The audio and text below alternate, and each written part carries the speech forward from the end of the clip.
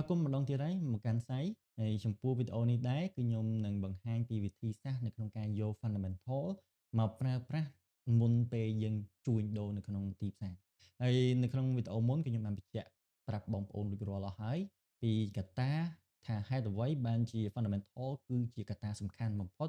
នៅក្នុងការជួយបងប្អូននៅក្នុងវិស័យនេះឲ្យបានយូរអង្វែងអញ្ចឹងកុំឲ្យខាតពេលយូរគឺយើងចូលទៅមើលនៅក្នុងវីដេអូទាំងអស់គ្នាចឹងចំពោះកាលពីម្សិលមិញត្រូវជាថ្ងៃទី2ខែ5ឆ្នាំ2025គឺខ្ញុំបានសម្រេចចិត្តចូល2 position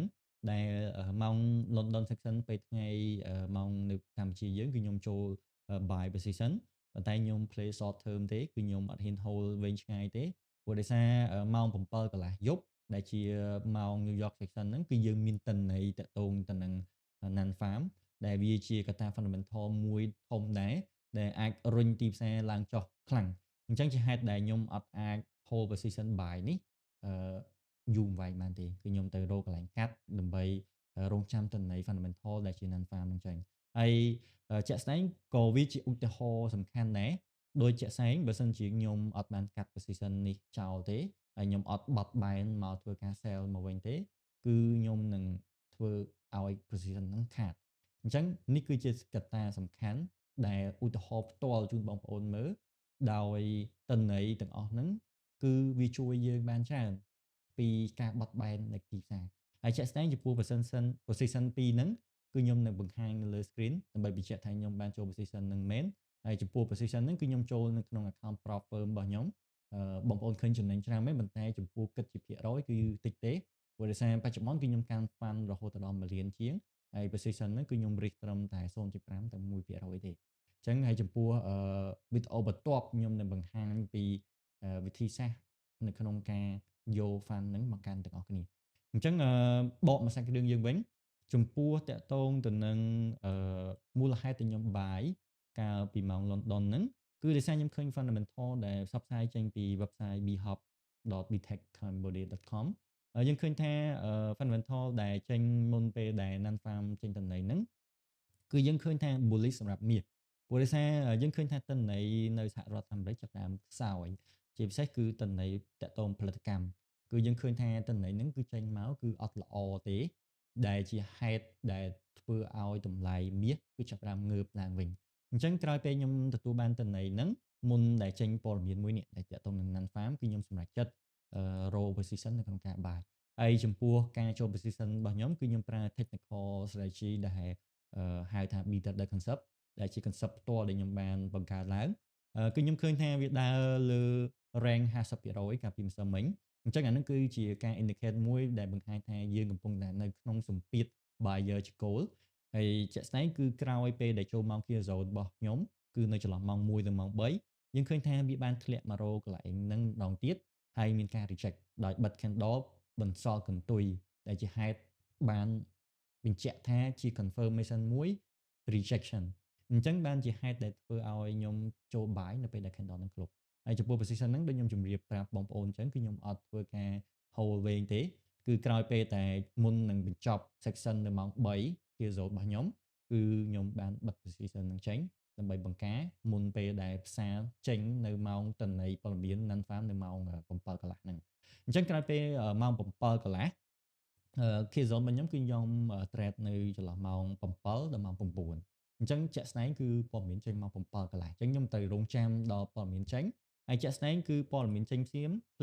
មគឺខាង BHub គឺបាន public ទិន្នន័យដែលបង្ហាញថាទិន្នន័យ Nan Farm គឺវាល្អដែលបង្ហាញបញ្ជាក់ថាម៉េចបញ្ជាក់ថាទិន្នន័យតាក់ទងទៅនឹងការងារធ្វើតាក់ទងទៅនឹងពលកម្មផ្សេងៗគឺមានការកើនឡើងប្រសើរសម្រាប់ទិន្នន័យនៅសហរដ្ឋអាមេរិកបញ្ជាក់ថាសេដ្ឋកិច្ចរបស់អាមេរិកដែលពឹងផ្អែកទៅលើដែលដកស្រង់ចេញពីទិន្នន័យ Nan Farm ហ្នឹងគឺវាល្អប្រសើរដែលជាធម្មតានៅពេលដែលទិន្នន័យសហរដ្ឋអាមេរិកចាប់ផ្ដើមមានភាពល្អប្រសើរហើយការ trade របស់យើងធៀបជាមួយនឹងដុល្លារគឺតែងធ្វើឲ្យមានការចុះមកវិញអញ្ចឹងបានជាហេតុដែលខ្ញុំសម្រេចចិត្តនៅក្នុងការ roll direction នៅក្នុងការ sell ដោយពេលហ្នឹងគឺខ្ញុំឃើញព័ត៌មាននឹងហើយគឺខ្ញុំឃើញ rejection បែបម៉េចគឺខ្ញុំប្រើ tool មួយឈ្មោះ beta key level ដែលវាបានគូសទិន្នន័យបង្ហាញថា sell reversal គឺនៅតំបន់កន្លែងនេះ ដែលនៅតម្លៃ32 62 ហើយជាក់ស្ដែងគឺខ្ញុំឃើញក្រោយពេលដែលទិន្នន័យនឹងចេញគឺមានការបុកធ្លាក់ក្រោមតម្លៃ sell reversal ដែលជា key level បង្ហាញថាបើសិនជាមានការ sell reverse មកវិញគឺវាអាច indicate ប្រាប់ថាយើងអាចធ្វើការលក់បានប៉ុន្តែគឺខ្ញុំធ្វើការរងចាំឲ្យវាបកមក retest វិញដល់ពេលហ្នឹងគឺខ្ញុំបានប្រើ tool មួយឈ្មោះ Fibonacci ទាញពី swing high នេះមកកន្លែង low ខ្ញុំឃើញថាកន្លែងហ្នឹងក៏ជាកន្លែងតំបន់ OTE ដែល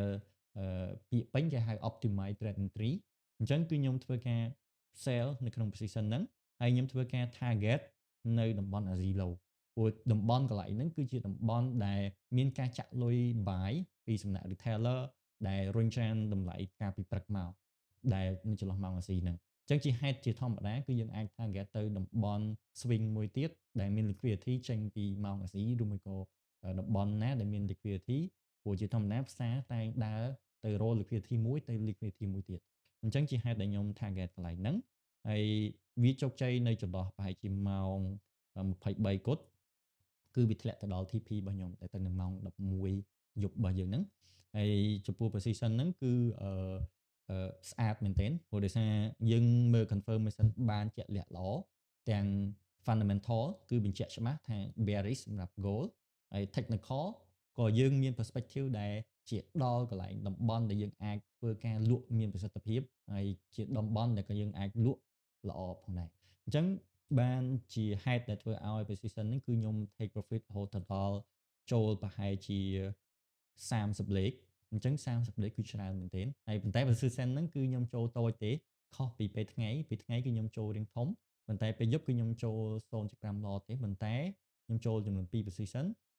ដើម្បីបង្ការក្នុងលក្ខខណ្ឌបើសិនជាខុសទិសដៅឬមួយអីគឺខ្ញុំអាចកាត់មួយ position ឬមួយក៏ដល់ទិសដៅណាមួយខ្ញុំអាចកាត់ខ្លះអញ្ចឹងទៅមូលហេតុដែលខ្ញុំចូលពី position ហ្នឹងប៉ុន្តែជាក់ស្ដែងគឺខ្ញុំ hold ទាំងពីរ position ហ្នឹងដល់កន្លែង TP ព្រោះខ្ញុំជឿជាក់ទៅលើកត្តា fundamental ដែលចេញផ្សាយហ្នឹងអញ្ចឹងចំពោះវីដេអូមួយនេះដែរគឺខ្ញុំសូមបង្ហាញតែប៉ុណ្្នឹងហើយចំពោះវីដេអូបន្ទាប់គឺខ្ញុំនឹងព្យាយាមបង្ហាញពីវិធីសាស្ត្រនៅក្នុងការយក fund ពី proffer មកកាន់ដើម្បីជាផលប្រយោជន៍ធំសម្រាប់បងប្អូនដែលមិនសូវមានធនធានឬមួយក៏បងប្អូនមានធនធានក៏អាចយកឱកាសនឹងបានដូចគ្នាព្រោះជាក់ស្ដែងគឺវាជួយយើងបានច្រើនគឺជួយទាំងសេដ្ឋកិច្ចផ្ទាល់ខ្លួនសេដ្ឋកិច្ចប្រទេសព្រោះហេតុអីគឺយើងយក fund ដែលជា fund ក្រៅស្រុករហូតដល់រាប់សែនដុល្លារមកកាន់ហើយយើងបង្កើតចំណូលពីវាយកមកចូលប្រើប្រាស់នៅក្នុងស្រុករបស់យើងអញ្ចឹងគឺជាទិន្នន័យមួយហើយក៏ជាឱកាសមួយល្អហើយចំពោះការផ្សព្វផ្សាយរបស់ខ្ញុំហ្នឹងគឺអត់មានក្នុងន័យបំផុលនៅក្នុងន័យអូសទាញបងប្អូនទេអញ្ចឹងការសម្រេចចិត្តបងប្អូនគឺវិនិច្ឆ័យដោយខ្លួនឯងនេះគ្រាន់តែជាការចែករំលែកជាបទពិសោធន៍ជាចំណេះដឹងរបស់ខ្ញុំហើយអត់មានគិតថ្លៃអីទេហើយជាក់ស្ដែងក៏ខ្ញុំអត់មានបានផលប្រយោជន៍ពីការចែករំលែកនឹងតាមរយៈ affiliate ឬមួយក៏អីដែរអញ្ចឹងគឺការចែករំលែកនេះគឺដោយជា hobby របស់ខ្ញុំហើយក៏ជាក្តីស្រមៃរបស់ខ្ញុំនៅក្នុងការចែករំលែកចំណេះដឹងជូនប្រជាជនកម្ពុជាយើងឲ្យជាផលប្រយោជន៍រួមនៅក្នុងប្រទេសជាតិរបស់យើងទាំងមូលហើយអរគុណច្រើនហើយជួបគ្នានៅក្នុងវីដេអូក្រោយ